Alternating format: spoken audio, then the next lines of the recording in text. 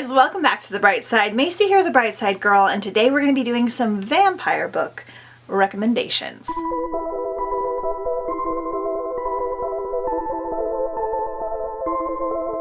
Okay, I had like a really cool black wig that I was going to wear for this video and just go like all out, and then I tried it on. It looks terrible. I should have bought the more expensive one, so we're just going to settle with the blonde hair and the dramatic contrasting for now. I am here to present you some vampire book recommendations. This is a prompt for Not So Scary-a-thon, which we are in the middle of doing right now. So if you need a couple last minute add-ons to your TBR, they will be here. Or if you just want some festive fun things for October. Some of these are solely about vampires and some of them just have vampires present in them at some point. I think almost all of these are going to be young adult. I might have a couple middle grades in here.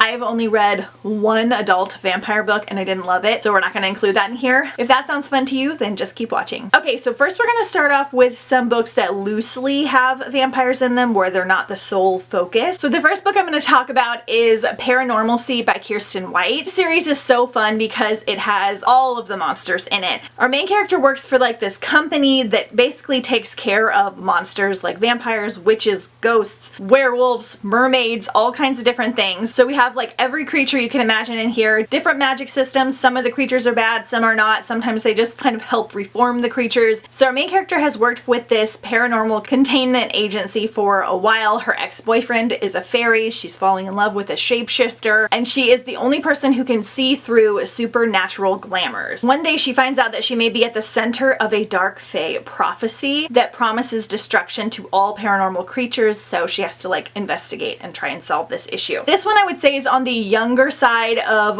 YA, where it's just very fun and funny and wacky and kind of all over the place. If you're looking just for a really fun, wild time, then I highly recommend this one. This is reminiscent of Crescent City, but for teens. This book actually came out first though. I just thought it was really fun and it would be great to read for this time of year. Okay, next up we have the Shadowhunters series. I don't really talk about this series a lot on my channel, but I'm actually fully invested, fully involved. So Cassandra Clare writes several different series in this world, but they all do interconnect together. We would start with the first series, and the first book would be City of Bones. So in this first book, we're following Clary Frey, and she heads to this pandemonium nightclub and she witnesses a murder that is committed by three teenagers, and they are branding these different tattoos and containing bizarre weapons. Then the body disappears into thin air, and it's hard to call the police when the murderers are invisible to everyone but her. Basically, she comes to learn that there are shadow hunters that are running about killing demons and saving the world. Nobody can really see them, but she can for some reason. This is a loose description. I don't know if there are any vampires in this first book. We focus more on demons. Just like Paranormal C,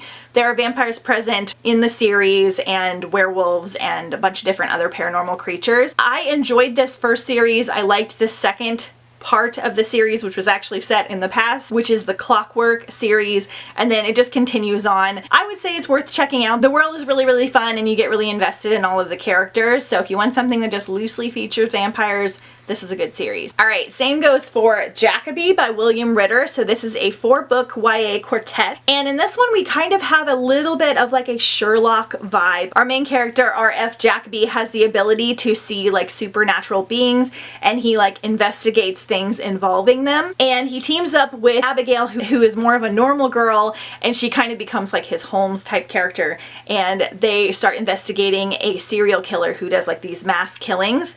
And it has a lot to do with like fae. Again, another one that has a lot to do with different kinds of creatures. There are fae, there are vampires and different things like that. I don't think the vampires come into play in this first book, but again, just a really great one for the fall. I love that kind of like Sherlock Holmes vibe about it. This one's set in 1892. I love that kind of era as well. So this is such a great like underrated series. Then we have Hearts and Other Body Parts by Ira Bloom. I talk about this one a lot because it is one of my favorite books to read around fall and Halloween. It is perfect to read on Halloween week. So in this one we're following three sisters who are witches. One of the sisters has this really fun talking cat, so we get a little bit of like a Sabrina the Teenage Witch vibe. When a new boy shows up at school that looks like he's kind of been put together like Frankenstein style, one of the girls finds herself kind of drawn to his oversized heart. So there's a little bit of a romance in here, but overall it's just a magical, fun time. It really has those like Sabrina, Casper, wild, wacky kind of vibes about it. So perfect for fall and Halloween. Halloween. There are vampires present in here, and that plot is really, really fun as well. I cannot recommend this one enough, and it's a standalone. Okay, next up we have Hunting Prince Dracula by Carrie Maniscalco.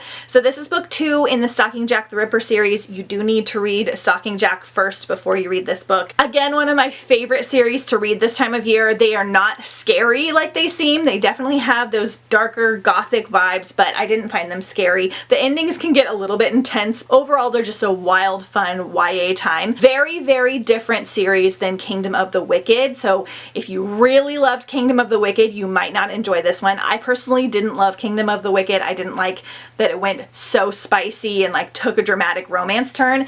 These books are more about the mystery than they are the romance, but there is a sweet love interest in here that I love. In the first book, we are trying to solve the mystery of Jack the Ripper, and in the second book, we have Hunting Prince Dracula. I don't want to give anything away because the mystery is such a good part of this series, but this one is set in a Romanian castle, and Audrey Rose is studying forensics, and it is so, so good. I read this one actually by a campfire in the woods, and it was one of my favorite reading experiences ever. Again, it follows directly after the events of the first book, so you do want to read that one first, but definitely love this series. Then we have Go Hunt Me by Kelly DeVos. This one may or may not fit for this category. I don't want to give anything away, but I feel like it has all of the vibes that we want from the vampires and Dracula and all of that. So this one I read last year for Not So Scary-a-thon, and I loved it so much. It made my top 10. This again is just like a wild, fast-paced YA thriller. So we're following some teenagers that are about to graduate, and they are making a film to enter into a film competition about vampires. And they meet with this mysterious lady who offers to let them go and film at this Romanian castle. There was rumored that Vlad the Impaler once stayed there, who was the inspiration for Dracula. So they go and they start to film in this perfect location, and then things start taking a dramatic turn. So this one, again, I did not find scary, but it has a little bit more of a slasher vibe. There are a little bit more gruesome murders, but it is really, really fun and funny, and the ending is fantastic. So this one has all the vibes that you need, and it is just so good. I loved it so much. And then we have The Lantern's Ember by Colleen Hook. Again, one of my top favorite books for fall and Halloween, perfect for Halloween week. It has just perfect Halloween vibes. So in this one, 500 years ago, Jack made a deal with the devil. It's difficult for him to remember much about his mortal days, so he focuses on fulfilling his sentence as a lantern, one of the watchmen who guard the portals to the underworld, a realm crawling with every nightmarish creature imaginable. Jack has spent centuries jumping from town to town, ensuring that nary a mortal or not so mortal soul slips past him. That is until he meets the beautiful Ember. 17, stubborn, and a natural-born witch, Ember feels a strong pull to the other world. Undeterred by Jack's warnings, she crosses into the Forbidden Plain, and with the help of a mysterious and debonair vampire, and the chase through a dazzling, dangerous world is on. This one just has so much going on. Jack is kind of literally like a jack-o'-lantern, Jack Skellington type character. It is so good. It has a vampire in here that is so fun. It just has all the spooky Halloween elements, but it's not scary at all, and I absolutely love it. If you're looking for one for like your Halloween week list, this is such a good one. I did this on audio as well, and the narrator was amazing. Okay, now getting into a little bit more true vampire books. So we have This Savage Song by Victoria Schwab. So in this one, monsters have just become a part of our world, and this has caused kind of like a dystopian post-apocalyptic type vibe. We have 3 different monsters in this world. There are ones that kind of look like us, and when they play music, they can kind of entrance us and make us do things, from what I remember. And then the second one is more of like a vampire monster, and I can't remember exactly what the third one is. I feel like they're more gruesome. But in this one, we're following Kate Harker. She wants to be as ruthless as her father. After 5 years at 6 boarding schools, she's finally going to prove that she can be. Then August Flynn wants to be human, but he isn't. He's a monster, one that can steal souls with song, and he's one of the 3 most powerful monsters in the city, overrun with them, his own father's secret weapon. Their city is divided and crumbling, and Kate and August are the only 2 who see both sides. So we kind of have like a little bit of a Romeo and Juliet situation in here. This one definitely has a darker, less fun tone about it, and a little bit more on the somber side, but it was so well done. This is a duology. The ending to this whole duology was so good, but very surprising, and it was just such a unique world with these different kinds of monsters, and the vampires are very cool in here, so definitely recommend. Then we have The Deathless Girls by Kieran Millwood Hargrave, and this is basically was pitched as a backstory on Dracula's wives. Now in this one, the vampires again are very loose because you're mostly for like 3/4 of the book following these two like teen girls and their like whole life and their journey. So in this one, on the eve of their divining, the day Lily and her twin sister Kizzy are to discover their fate, they're captured and enslaved by the cruel Boyer Valkyr, far away from their beloved traveling community and forced to work in the harsh castle kitchens. Lil finds some comfort in the storm-eyed Mira, a fellow slave who she's drawn to in ways she doesn't understand. But too soon she begins to learn about the dragon, a mysterious and terrifying man of myth who takes girls as gifts. We do have some vampires more towards the end of this book, and honestly it's mostly about the two girls' story and them kind of having hardships and things with their life. This one definitely would have some trigger warnings in it. I believe this is still technically YA, but it was a little bit more of a darker, sadder read, but it was really well done, and I did really love the ending overall, so I still want to recommend it. This one's definitely more like beautifully written and pulls on your heartstrings, but it's worth having on your radar. Okay, the opposite of that one is Drink Slay Love by Sarah Beth Durst. So this cover is one of my favorite covers ever because it's just so ridiculous and fun.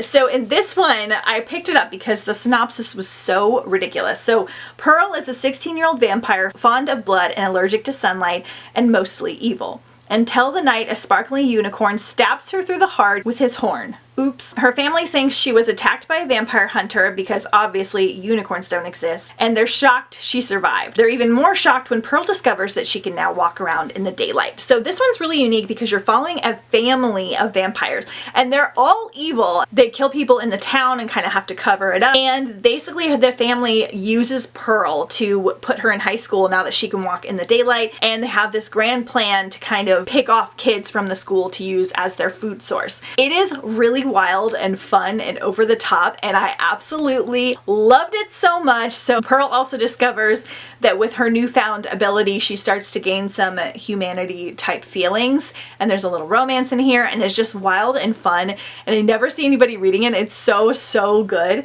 They made a Lifetime movie of this that's really terrible, but it's kind of terrible in the good way that you like to watch. It doesn't follow it exactly right, but definitely recommend this one if you want a wild good time. Then we have The Coldest Girl in Cold Town by Holly Black. This is one of the more scary ones on this list, another YA book. So in this one, we are set in a modern world where vampires exist. It has come about because of a virus, and the virus is spread by them biting other people. The government has taken the vampires and segregated them into these cold towns, and they try to keep them pretty closed off, but then humanity, being what it is, kind of becomes obsessed with the vampires in the cold towns and becoming vampires. Like they have t-shirts that have like cold towns on them. The teens try to break into the cold towns to see what they're like, and it's just this whole wild ride where it's got like a dystopian apocalyptic type vibe about it because of the way the vampires are segregated. One morning, Tana, our main character, after a perfectly ordinary party, wakes up surrounded by corpses. The only other survivors of this massacre are her exasperatingly endearing ex-boyfriend who is infected and on the edge, and a mysterious boy burdened with a terrible secret. Shaken and determined, Tana enters a race against the clock to save the three of them the only way she knows how, by going straight to the wicked, opulent heart of the cold town itself. So this one was just so unique, and is one of the ones that I recommend the most for vampire books. So we also have Cirque Du Freak. Again, I thought this was middle grade, but now I'm thinking it's more young adult, but because it's more old school, it kind of feels more like a middle grade at first. This is actually a huge 13-book series, but all the books are very short. I'm very salty and upset about the way that the series ended, but I still recommend it because the first few books especially are so good. They're written so well. The narrator on audiobook is Ralph Lister. He's phenomenal. They're very quick and easy to get through. So in this book, we have our main character, Darren Shan, and he winds up going to like this carnival thing called the Cirque Du Freak with his best friend. They discover a vampire, and he winds up getting into some trouble, and some things happen, and he winds up having to become a vampire's assistant. So each book has its kind of own individual story, but they follow right after each other as he is a vampire's assistant, and different things come into play. Definitely on the little bit spookier, more intense side, especially if this is more of a middle grade book, which is what I originally thought. I didn't love the way that the whole series ended, but I still really enjoyed the story overall, and this is a really good vampire series. Next we have Sea of Darkness, and this is again another another quartet. I believe this is an indie series. I read this one because it's about vampirates. So we have some vampire pirates in here, which I thought was so fun. I did this one via audio, and it might be on Kindle Unlimited as well. This one is considered a vampire fantasy. I wasn't sure when I dove into it whether it was going to be like a spicy book or not, but it is not. At least the first two that I read don't really have any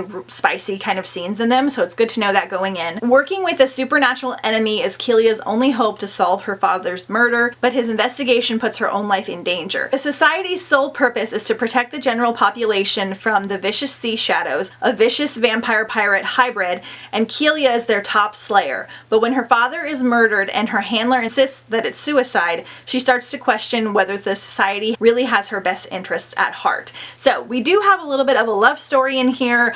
I just thought this was done so well. I love the audiobook. I did not love the second book as much, and then the third and fourth didn't have an audio, and you can't really get these from the library, and so I haven't read the rest of them yet. But I do think this first book is worth checking out. I just thought it was done so well, especially the audio just gave me all the vibes that I wanted, and it was a little bit of a different take on vampires. I think I have read more vampire books than this, but we'll wrap this video up here, maybe do another one sometime in the future. I have a huge vampire TBR. I might do a video on that at some point as well. Obviously, I left Twilight off this list.